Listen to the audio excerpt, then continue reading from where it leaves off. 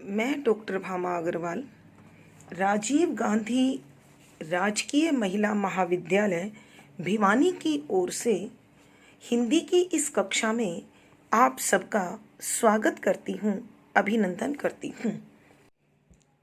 प्यारे बच्चों, आज हम अज्ञे जी की कविता नाच का अध्ययन करने वाले हैं। इस अध्ययन को सरल बनाने के लिए, स्पष्ट बनाने के लिए सबसे पहले हमें इस कविता के स्मरणीय बिंदुओं पर ध्यान देना होगा। बच्चों, यदि आपने ये स्मरणीय बिंदु समझ लिए तो यह कविता एकदम सरल हो जाएगी, सहज हो जाएगी। तो नंबर 1, यह एक प्रतीकात्मक प्रयोगवादी रचना है। दूसरा बिंदु है, कवि ने नट के खेल को आधार बनाकर अपनी बात को स्पष्ट करने का प्रयास किया है।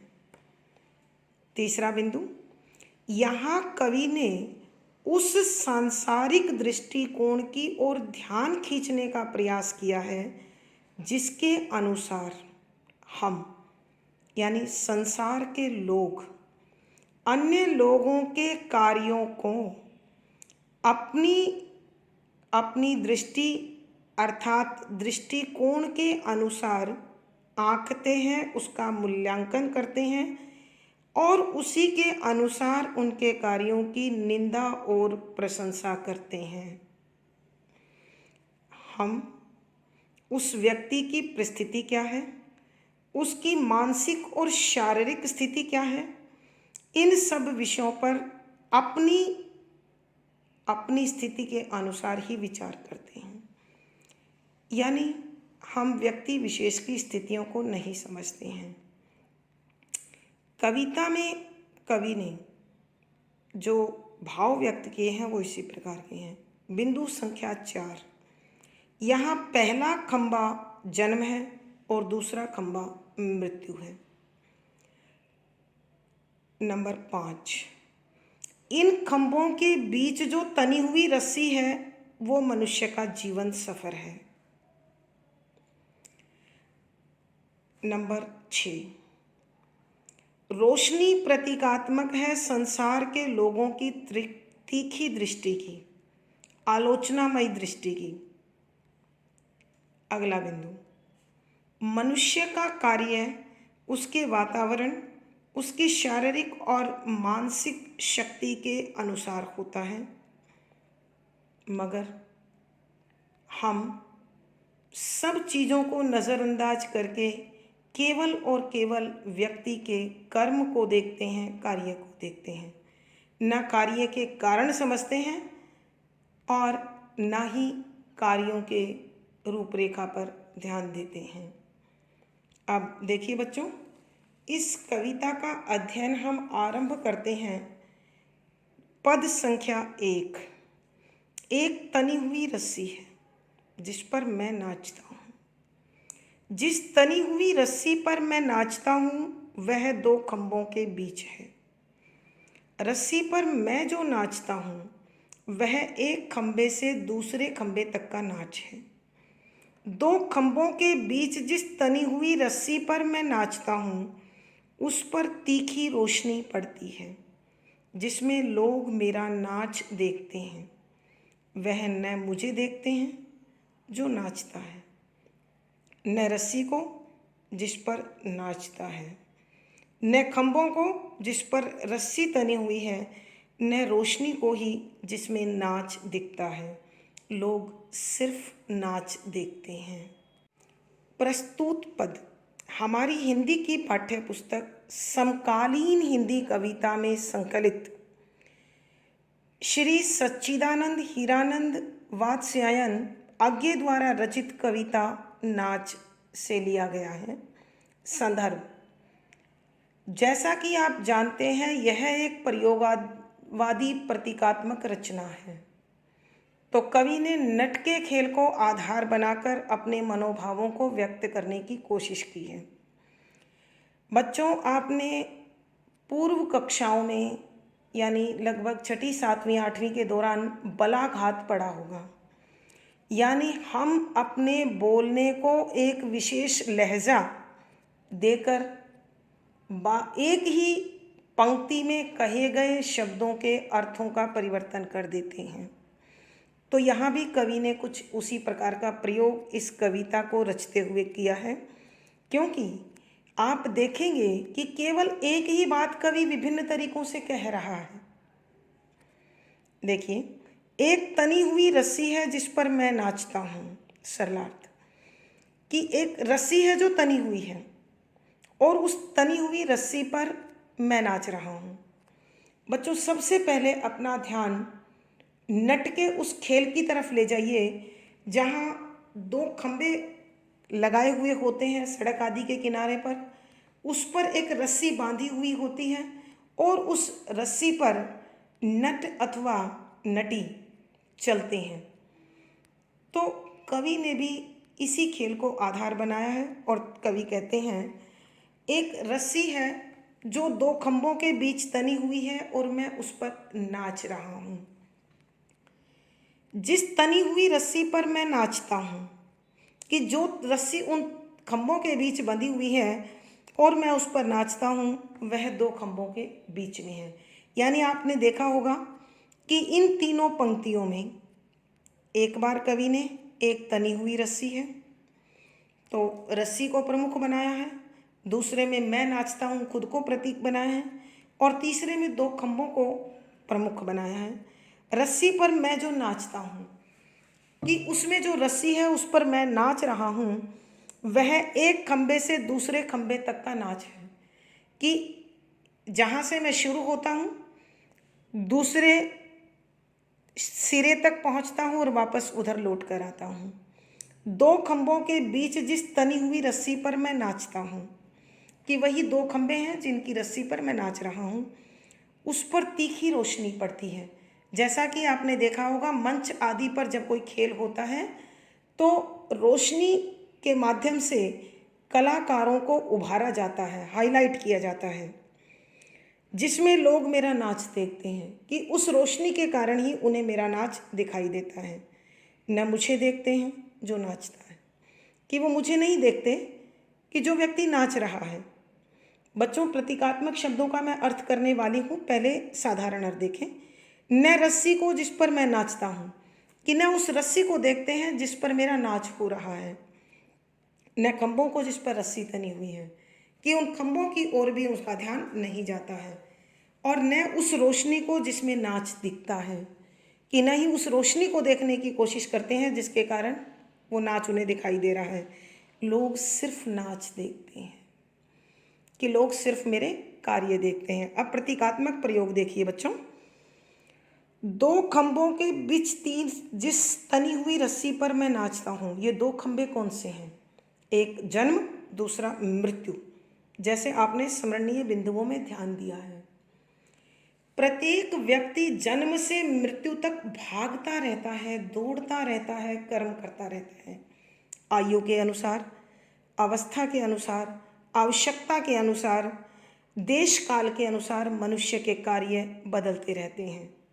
ध्यान दीजिए, छोटा बच्चा कंधे पर बैग रखकर स्कूल, स्कूल से घर, यौवन प्राप्त कर लेता है, काम की तलाश में यहाँ वहाँ, वापस घर।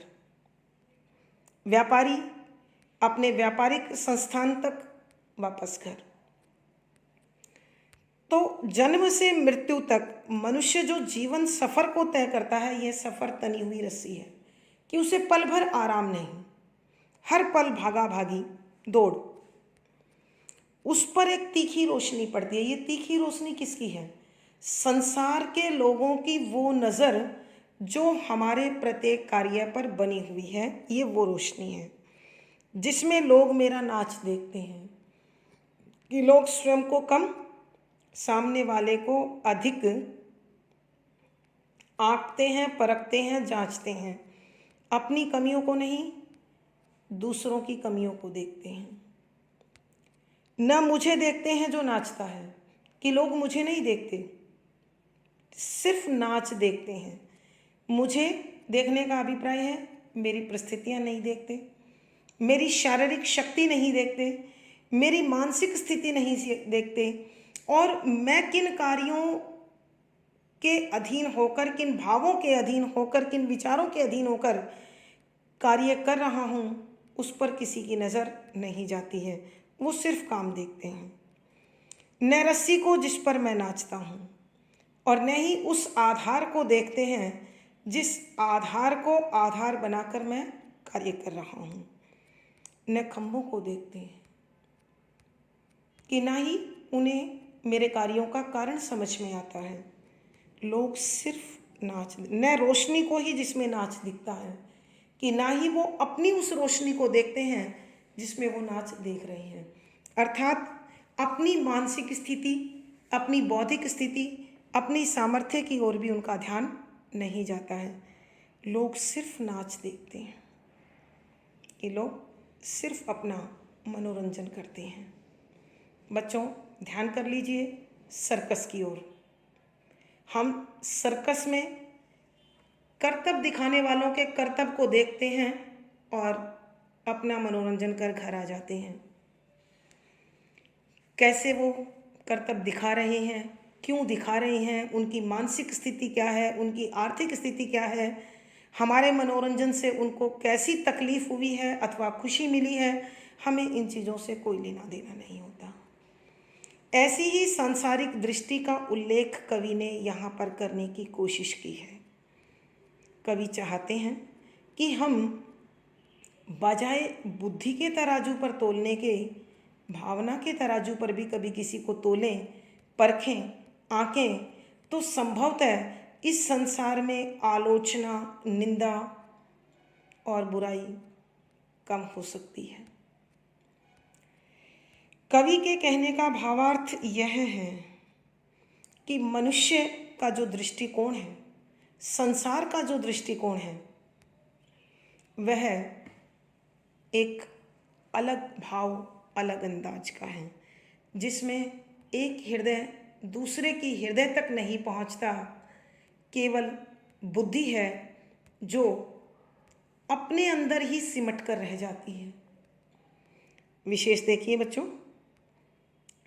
यहाँ कवि ने जो भाव व्यक्त किए हैं वो रहस्यमयी हैं। मनुष्य इस संसार में चाहे संसार का, सृष्टि का अभिन्न अंग है, लेकिन परिस्थिति, स्थिति प्रत्येक मानव की अपनी अलग है। यहाँ प्रत्येक मनुष्य जन्म से मृत्यु तक दौड़ता रहता है, दौड़ता रहता है। सरल, सहज, प्रवाहमयी खड़ी बोली का प्रयोग है। यहाँ प्रतीकात्मक प्रयोग होने के कारण लक्षणा शब्द शक्ति है, शांत रस है, प्रसाद गुण है, मुक्त छंद है, गे शैली है। अलंकार देखें बच्चों, अनुप्रास तो यहाँ है ही है। यहाँ वर्णन किया गया है मनस्थिति का, भावों का, कार्यों का, तो वर्णात्मक शैली का प्रयोग हुआ है। अगला पद बच्चों ध्यान दीजिए। पर मैं जो नाचता हूँ, जो जिस रस्सी पर नाचता हूँ, जो जिन खंभों के बीच है, जिस पर जो रोशनी पड़ती है, उस रोशनी में, उन खंभों के बीच, उस रस्सी पर असल में मैं नाचता नहीं हूँ। प्रसंग पूर्ववत, संदर्भ भी पूर्ववत है। यानी कवि यहाँ भी सांसारिक और मानव की व्यक्तिगत स्थितियों का मूल्यांकन करते हुए कहते हैं कि पर मैं जो नाचता हूँ, कि स्पष्टीकरण दे रहे हैं। मैं जो नाच रहा हूँ, जिस रस्सी पर नाच रहा हूँ, जिन खंभों के बीच नाच रहा हूँ, जिस रोशनी में नाच रहा हूँ, वह किन खंभों पर पड़ रही है, किस रस्सी पर पड़ रही है, क्यों पड़ रही है, इन सब का कोई महत्व संसार की दृष्टि में नहीं है। कवि कहते हैं वास्तव में संसार मेरी निंदा स्तुति करता है। लोगों को मेरे कर्म दिखाई देते हैं, मेरा नृत्य दिखाई देता है, लेकिन वास्तव में वो मेरा नाच भी नहीं है। यानी कवि जो कार्य कर रहा है उसमें उसकी इच्छा ही काम नहीं कर रही है, उसकी व्यवस्था भी है। वो नाच वास्तव में उसके शरीर का है, उसके पंचभूत तत्वों का है। क्योंकि संसार में जितने भी काम हम करते हैं वो सब कार्य हमारे मन के हों, मन चाहे हों, ऐसा कभी नहीं होता है। तो कवि कह रहे हैं कि जो नृत्य दिखाई दे रहा है वो वास्तव में मेरे शरीर का नृत्य दिखाई दे रहा है। आलोचना और निंदा मेरे मन की होती है, मेरी बुद्धि की होती है, मेरे व्यवहार की होती है, मेरे शरीर की नहीं होती है। तो कवि के कहने का भावार्थ यही है कि हम संसार के लोग एक हृदय से दूसरे हृदय तक अपनी पहुँच यदि बना लें तो संभवतः जीवन सरल हो सकता है, सहज हो सकता है, आनंददायी हो सकता है। विशेष देखिए बच्चों, वही कवि ने प्रतीकात्मक सहारों का प्रयोग कर एक विशेष रहस्यमय स्थिति का उद्घाटन किया है। सरल सहज प्रवाहमयी खड़ी बोली है, शांत रस है, प्रसाद गुण है, लक्षणा शब्द शक्ति है, मुक्तक छंद और गेय शैली है। अलंकार वही आप अनुप्रास लिख सकते हैं। अगला पद देखिए बच्चों, मैं केवल उस खंबे से इस खंबे तक दौड़ता हूँ कि इस या उस खंबे की रस्सी खोल दूँ कि तनाव चूके और ढीले में मुझे छुट्टी हो जाए, पर तनाव ढीलता नहीं। और मैं इस खंबे से उस खंबे तक दौड़ता हूँ, पर तनाव वैसा ही बना रहता है, सब कुछ वैसा ही बना रहता है। और वह मेरा नाच जिसे सब देखते हैं, मुझे नहीं, रस्सी को नहीं, खंबे को नहीं, रोशनी नहीं, तनाव भी नहीं, देखते हैं नाच। प्रसंग पूर्ववत। संदर्भ, यहाँ कवि फिर मानव के उस संघर्षमयी जीवन का वर्णन कर रहे हैं जिसमें मनुष्य अपने रोटी कपने मकान के लक्ष्य को लेकर भागता रहता है, भागता रहता है, भागता रहता है। इसी संदर्भ में कवि कहते हैं, मैं केवल इस खंबे से उस खंबे तक दौड़ता हूँ कि मैं जन्म से लेकर मृत्यु तक अनेक लक्ष्यों को धारण करके उनकी पूर्ति करने के लिए अपनी अवस्था के अनुसार लक्ष्यों का परिवर्तन कर दौड़ता रहता हूँ, भागता रहता हूँ कि इस और उस खंबे से रस्सी खोल दूँ कि कहीं तो ऐसा हो मुझे इस तनाव से छुटकारा मिले, मुझे इस चिंता से, इस संघर्ष से पल भर को आराम मिले, कि तनाव चूके और ढीले मुझे छुट्टी हो जाए, कि एक पल के लिए तो यह तनाव मेरा पीछा छोड़े, ऐसा कभी नहीं होता है। कि मेरे इस संघर्ष से पल भर के लिए मुझे छुटकारा मिले, पर जीवन के लक्ष्य मुझे कभी भी तनाव रहित, चिंता रहित रहने ही नहीं देते हैं।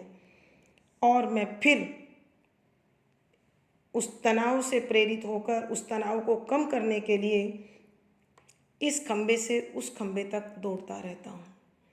बच्चों, आप भी यौवन की दहलीज पर पांव रख चुके हैं। स्वयं माप कर देख लीजिए। सपने संजोए माता पिता ने बच्चा पढ़ जाए, लिख जाए, आपके कंधे पर बस्ता लाद दिया और आप चल पड़े स्कूल की ओर। सर्दी, गर्मी, बरसात सब सही, सुबह नींद बड़ी प्यारी आती है, छोड़कर भागते हो। आपको 10वीं करते करते माँ बाप ने प्रेशर किया, माता पिता ने समझाया बच्चा पढ़ना है। अगली कक्षा में आए, आपके खुद लक्ष्य बन गए कि मैं ये बनूं, वो बनूं, ये करूं, ऐसा करूं, और अब आप उसी प्रकार दौड़े जा रहे हैं, दौड़े जा रहे हैं। लेकिन कौन सा लक्ष्य सिद्ध होगा, कितना सिद्ध होगा, कैसे सिद्ध होगा, संभवतः आपको भी जानकारी नहीं है। आज भी संसार के लोग कभी कुछ कहते हैं, कभी कुछ कहते हैं और आपको भी भ्रमित कर देते हैं। तो यहाँ भी कवि यही कहते हैं कि मैं जीवन में भाग रहा हूँ, लेकिन तनाव मेरा पीछा नहीं छोड़ रहे हैं। ये चिंता, ये तनाव, ये संघर्ष यथावत बने हुए हैं, वैसे ही बने हुए हैं जहाँ से मैंने कार्य का आरंभ किया था। एक लक्ष्य को पूर्ण करने के लिए चलता हूँ, वो पूरा होता भी नहीं, दूसरा लक्ष्य बन जाता है और फिर एक नई भाग चालू हो जाती है। तो कवि कहते हैं, जीवन का संघर्ष ठहरने का नाम नहीं लेता है, और वह मेरा नाच जिसे सब देखते हैं, कि मेरे वो काम जिस पर सबकी तीखी नज़र है, मुझे नहीं। वो मुझे नहीं देखते कि मैं किन भावनाओं से, किन उद्देश्यों से प्रेरित होकर भाग रहा हूँ। रस्सी को भी नहीं देखते कि मेरे जीवन की आवश्यकताएं क्या हैं। खंबे नहीं कि किन कारणों से मैं भाग रहा हूँ, ये भी वो समझ नहीं पाते। उस रोशनी को भी नहीं समझ पाते जो मुझ पर लगातार पड़ रही है, अर्थात स्वयं की मनस्थिति को भी वो नहीं जानते हैं, और उस संघर्ष को भी नहीं जानते हैं, उस चिंता तनाव को भी नहीं जानते हैं जो मुझे इस नाच को नाचने के लिए प्रेरित करती है।